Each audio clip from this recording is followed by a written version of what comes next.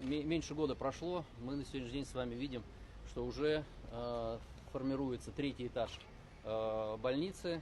Я надеюсь, что с учетом поставленных нам задач в следующем году, да, мы будем уже укомплектовывать технологичным оборудованием. На текущий момент получен аванс в размере 191 миллиона рублей.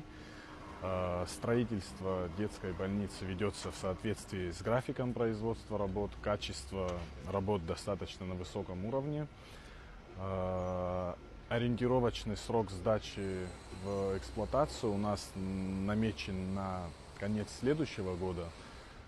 Ввиду этого сейчас будут приниматься ряд решений в части авансирования по медицинскому оборудованию, потому что эти работы уже необходимо параллельно проводить.